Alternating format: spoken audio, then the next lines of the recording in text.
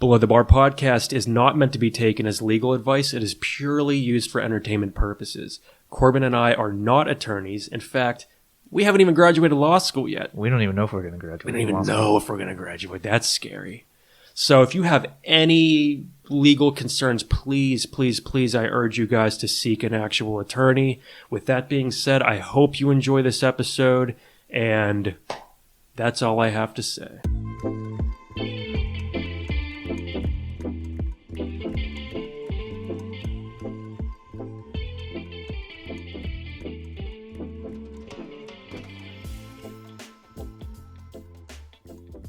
Hey guys, welcome to Below the Bar podcast. My name is Drew. With me, as always, is Corbin. How's it going, guys? Oh, we got a good one. We found a trademark case for you.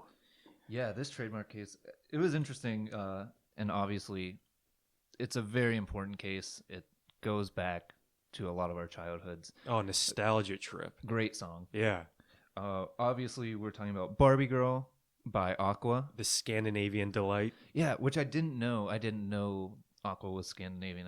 Yeah, I didn't either until I was researching this case. I was like, oh, nuts, man, they're Scandinavian. Yeah, It's a bunch of Vikings singing about Barbie. Yeah, and just breaking trademark law. Yeah, just throwing caution to the wind. Yeah. I mean, this really... So I'm a child in the 90s, and I grew up, in elementary school. We had roller skating parties at this place called the Macarena, which was this, shithole roller rink. It was disgusting. It was gross, but, I loved them. And they would always play Barbie Girl. There was a couple... Macarena, Barbie Girl. What else is there? Those two songs on repeat over and over. Okay. We're going back to that Christmas case where they were just torturing you, actually. Yeah. Actually, talking about the Macarena, I know this is off topic, but the Macarena, you can do the Macarena to literally any song. It'll match the beat really well. Really? Yeah, it's something that I've done for the past probably 8 years of my life. Every song you listen to, you just break into the Macarena. I used to do it at the bar. Just literally every single song you can do the Macarena. Wow. Yeah, it was That's a weird kind time of in my hilarious. life, but it's awesome. It works. Yeah. Just fun fact for everybody. You guys are at a bar with your friends post-COVID. Try it out. Do the Macarena. Everybody's going to be amazed. Do it. Oh, so the Macarena, yeah. I mean, I have this really horrible memory, actually, where in third grade, I was in gym class. We were playing a game called Color Tag, which is where everybody lines up on one side of the gym, and there's one person in the middle who's it, I guess. They tag people out. Yeah. And they'll yell a color, whatever you're wearing. They'll be like, gray. And everybody wearing gray has to run across the gym, and I'll try to tag them out. Probably shouldn't have said her name. I'm going to edit that out. Yeah. So there was this girl who I loved. All right. In third grade, I just loved this girl. And she was the person who was tagging people out. And she was quick. You know, every grade, when you were younger, there was the fast kid. They were the fast kids. That was her. So I really wanted to impress her. Okay. So she calls my color, and I just book it, right? And I'm looking back. I smoked her, okay? It wasn't even close. And I'm running. I turned around, brick wall. I went face first into this brick wall. It sounded like a baseball bat hit a watermelon. There's blood everywhere. People are screaming. I'm screaming. They take me to the nurse's office. That's all I remember. Then I'm in the emergency room getting my face stitched up. Dang. And that was a Thursday. I'll never forget. I was in third grade, and I'll never forget that was a Thursday because I couldn't go to the skate party at the Macarena, and it ruined your love life. My love life, really. She's the one that got away. She did. I mean, I did not impress her seeing me bleeding. That's amazing. Just there's no other word to describe it. It reminds me of, have you seen that video of the ball boy at the tennis match where you know how they run super fast, grab the ball, and then they run back and stand? Yeah. There's this one video, this kid, they hit it into the net, so he runs out, he grabs it, and on the way back his foot catches a carpet or something. Ooh. And he goes face first into the wall of the arena, and just, it's a tennis court, so it's quiet. Yeah, so you can just everybody hear that. the one tennis player is walking away, and you just hear the crack off of the wall, and he just stops and he just looks at them. Yeah. And the kid's just all proper again. I'm like, if that was me, I'd be crying. Oh my God, dude, I bled out on the freaking gym floor. Are you kidding? I ruined my clothes. Like it was a mess. That explains why I am the way I am, though. It is. They did no concussion protocol. They just stitched me up and said, go about your business. They didn't care about concussions back then? No, not at all. All right, we got a lot to talk about, so let's get into this case here. So this is Mattel V Mca Records, and of course we already said this is about Barbie Girl. Yeah. Obviously Mattel is the company that makes Barbie, and then MCA Records is the record company that produced Barbie Girl. Yeah. So I guess we'll start here. So Barbie doll, as we know it, is a product of German engineering, in a way, sort of. Again, something I didn't really know until this case. Right, yeah. I mean, well, it was created by an American businesswoman in 1959, but the German doll called, I'm probably butchering this, Bild Lilly, was the inspiration behind the Barbie doll. So we can thank Germany for Volkswagen and Barbie dolls. It's really just... I mean, what else do we need? Top-tier German engineering. So we can also thank Mattel for this because they're the... what everybody associates Barbie with when you think of the company behind Barbie. And I mean, every single year they make so much money. Oh. In here it says they sell about 58 million products throughout each year. Yeah, which is insane. That's crazy. That's so much money. That's insane. So Barbie became this iconic symbol for young girls in America over the years, and they now, well, as you said, they now sell roughly 150 different countries at a rate of 58 million. So all was good for Barbie. She had flashy cars, man. She had houses all over the world. She had this chiseled hunk of a dude named Ken who just like hung out with her all the time.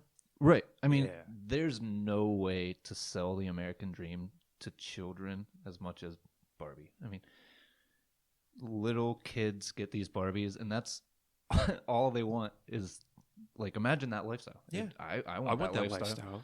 Yeah. I want a hunk of a man as a husband. No, but I want the flashy cars, the big house. I want to apparently have every job. No, everything. She's been a doctor. She's been a lawyer. She's been a police officer. She's been a dump truck driver. Yeah. You know that Barbie dump truck line that they put up? Yeah. I have no clue what I'm talking about, guys. But all was good for Barbie until the Scandinavian pop quartet Aqua came out in 1997 with Barbie Girl topping the charts, and Barbie's world was turned upside down. Yeah, they in that song they basically rip her life apart and talk about how superficial, materialistic. They just make fun of Barbie's whole life, just poking fun at the like you said, the lifestyle that Barbie leads, and the images that it conjures up and what it portrays to young girls, where it's, I mean, I guess a lot of people look at Barbie as this iconic figure, where others might look at that as a materialistic and, it's just this empty sense of self-worth. Yeah, Barbie's getting real deep. The more you look into it, the more you realize it's just screwing people up, apparently. Yeah. And that's what Aqua was trying to say. Barbie's the original Kim Kardashian. Yeah. So Mattel, the Barbie Girl comes out, and as we said, it depicts Barbie and Ken in a less than savory manner. So Mattel ends up suing several music companies, here one of them being MCA Records, and that's the one that we're going to be discussing. They sue them for this thing called Trademark Dilution. Right. Yeah, so I think it's important to talk a little bit about the fact that there's a difference between trademark and copyright. I think that's an important distinction to put in here. So with trademarks versus copyright, they're just a little bit different. With copyright covering intellectual property, trademarks cover things along the lines of product names, logos, I would imagine slogans, stuff like that, whereas like a copyright is the actual intellectual property of how you make it or how it's produced. Exactly. And I think that's important to know. That's good you said that, because I know, like, before reading this, I didn't give much thought to copyright or trademark. So that's interesting to kind of differentiate the two. Right, yeah. So, and then it goes on, like we said, this case is about trademark dilution, which I don't know if you want to talk about what exactly that is. Sure, yeah, because I also I've never even heard of that until researching this case. Me neither. So I guess an example would be good here. So let's just say you have a logo that is under trademark, okay? This logo is protected by the trademark, and this trademark distinguishes, or the logo rather, and its trademark distinguish your brand from others, whether similar or not. People know the Nike swoosh, the Mercedes star, Right. everyone's favorite search engine, the Ask Jeeves Butler, and this logo is part of what distinguishes you from other lesser-known search engines like, let's say, maybe Google. Google, I mean, who uses Who it? uses Bing. Google? Bing? Actually, really, who uses Bing? Like, let's be serious. I mean, that, yeah. Who uses Bing? If you use Bing. Actually, I think my mom uses Bing. Well, yeah, that's a generation. So, I'm sorry, Bing, if you're listening, we would love for you to sponsor us, and you're a great search engine. We talk highly about you. Yes. These are jokes. So We don't actually want you to sponsor us. So let's say somebody decides they're going to create a website called Get Jeeves, okay? And this website provides butlers for hire who are exclusively named Jeeves, which I feel like most butlers are named Jeeves. There's a high market, I believe, for this. We should make it. Yeah, I think we should. So this company decides to use the Ask Jeeves Butler logo whenever they're, obviously this causes some concern with the real Ask Jeeves. So to make matters worse, this company has a practice, that's Get Jeeves, has this practice of treating their butlers maybe not so well, okay? Poor work conditions, maybe they worked them to death. Who knows? Whatever it is, guys. Yeah, I mean, I don't even know, work like sweatshops. Sweatshops, a butler sweatshop. So it almost sounds like a puppy mill. But yeah, for butlers named Jeeves. So this new company, Get Jeeves, it quickly gets its reputation for being a scummy company.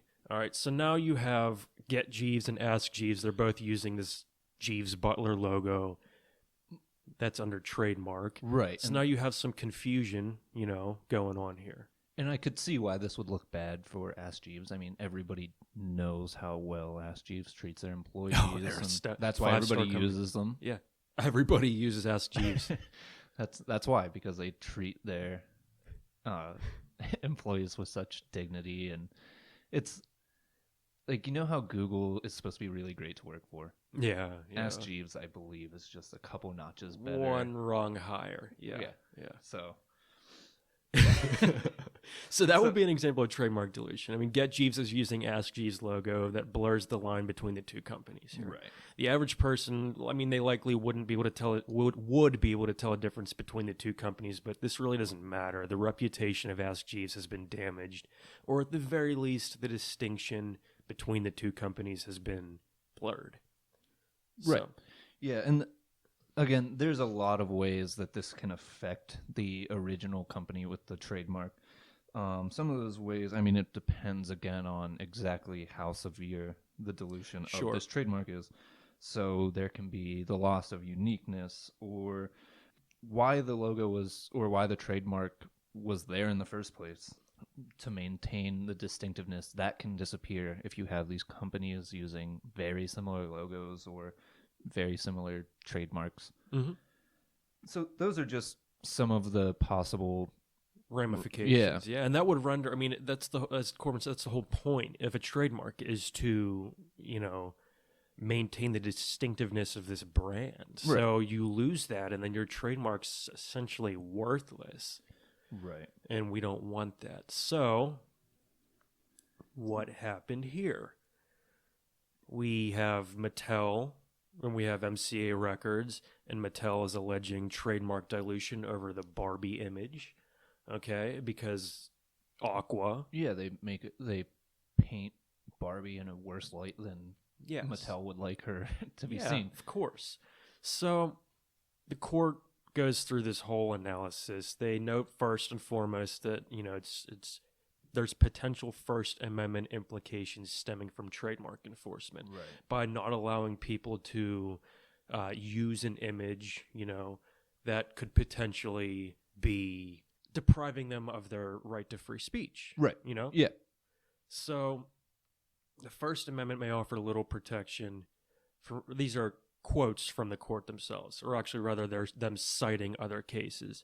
Right. So they cite this case LL Bean v. Drake Publishers, and they had said in that case that the First Amendment may offer little protection for a competitor who labels its commercial goods with a confusingly similar mark, but trademark rights do not entitle the owner to quash an unauthorized use of the mark by another who is communicating ideas or expressing points of view.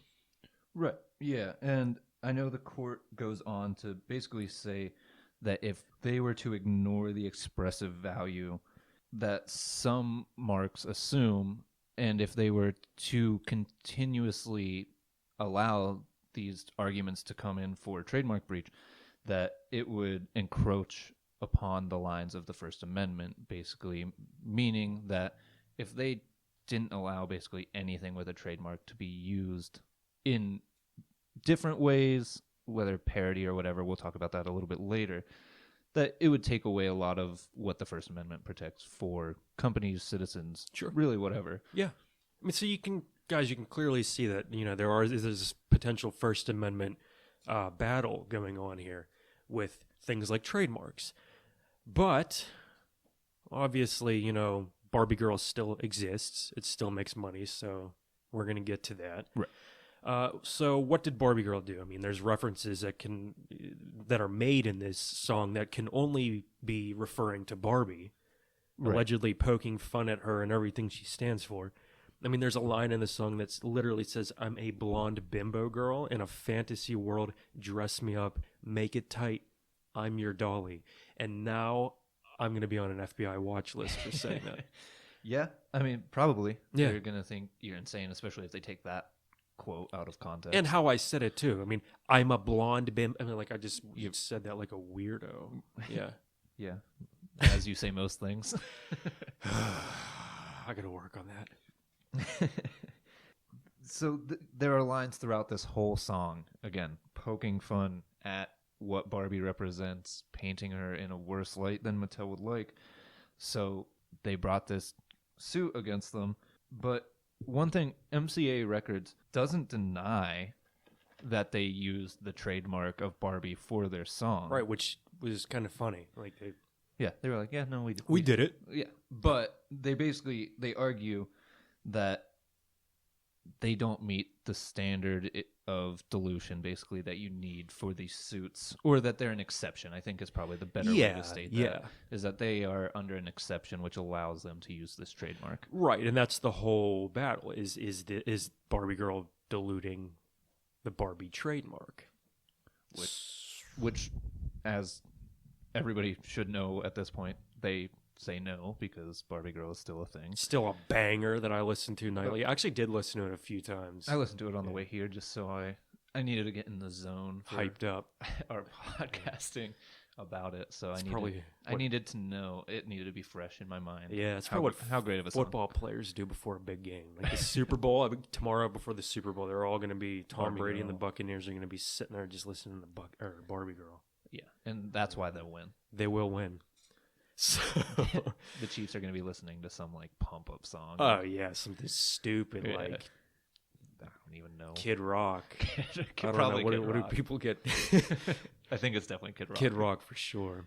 Somebody once said that described another person as smelling like Kid Rock, and I knew immediately what they were talking about. Like cigarettes. Stale cigarettes.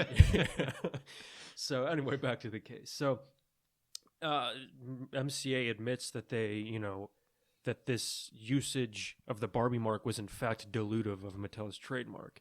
So, of course, there are exceptions to trademark dilution, as we're going to get to here. But first, the Ninth Circuit, which is the case that's hearing this, or the court that's hearing this case, they decide that Aqua's use of the Barbie image in Barbie Girl is clearly relevant to the underlying work, and it does not explicitly mislead as to the source of the work. Furthermore, it never suggests that Mattel has any hand in its creation, distribution, or anything else regarding the song. And they apply what is known as the Rogers test, which is this test that was taken from a case that was heard in the Second Circuit, decided in 1989. And the Rogers test basically says that literary titles do not violate the Lanham Act, or the Lanham Act, whatever, which governs trademarks. unless the title has no artistic relevance to the underlying work whatsoever, or if it has some artistic relevance, unless the title explicitly misleads as to the source or the content of the work. Therefore, there's no trademark infringement to be seen here. So, and that's regarding trademark infringement. So now they move on to this trademark dilution, as Mattel argues here. Right. Yeah. And so trademark dilution, there are some dilutive uses which are prohibited unless they fall into an exception, which we talked about. Yeah. And there are really 3 statutory exceptions for trademark dilution, and that's comparative advertising, news reporting and commentary, or non-commercial use. So they're trying to figure out which is the best exception for Barbie Girl during this case. So the court acknowledges that Barbie Girl is commercially used in commerce, but they did note that the speech is not purely commercial when it does more than propose a commercial transaction. Yeah, so they're really, if you're looking back at these 3 exceptions, comparative advertising, news reporting, and commentary, it's clearly not either one of those. So this definitely falls into the, potentially, that's what we're here to find out, falls into the non-commercial use exception to trademark dilution. So the court battles over what this interpretation of non-commercial use should be. The Ninth Circuit looks through legislative history of the Federal Trademark Dilution Act, and they find that non-commercial use refers to use that consists entirely of non-commercial or fully constitutionally protected speech. So the million-dollar question here is, does Barbie Girl fall within this non-commercial use exception? Right, yeah. So that basically means that if this speech is not purely commercial, that is, if it does not more than propose a commercial transaction, as I said before, then it's entitled to a full First Amendment protection. So that means that speech that serves a purpose of proposing a commercial transaction may still be deemed to be non-commercial and thus protected under the First Amendment. Right. I know that's using the same kind of words over and over and over again.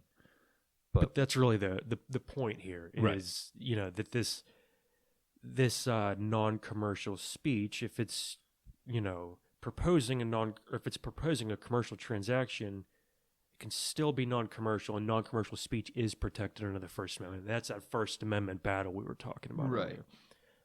So the court goes on to talk about this non-commercial exception by saying, well, yeah, they used it for commercial speech a little bit, which was in order to sell the song. You're right. To make money off of the song. There's obviously this commercial transaction being... Right. Yeah. But also, they didn't use the speech to sell anything else. Like, it was only to sell the song, and then the rest of it was really to poke fun at Barbie. Yeah, it was a humorous social commentary. Right. On what Barbie represents.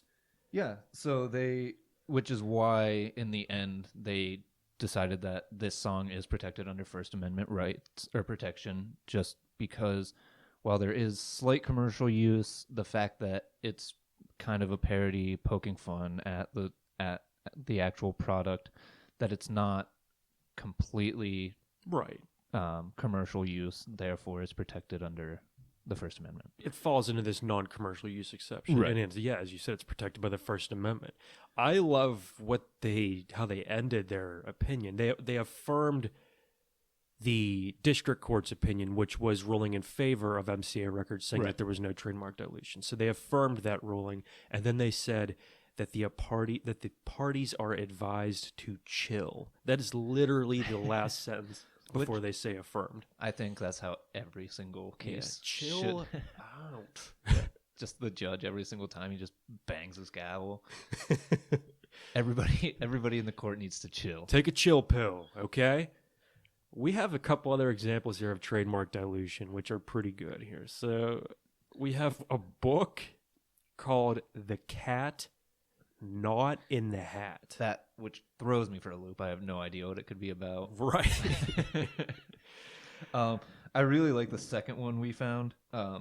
These are just small cases that we found. We're not really going to go in depth. They're just examples. But Victoria's Secret had a suit against, it was Mosley versus Victoria's Secret catalog.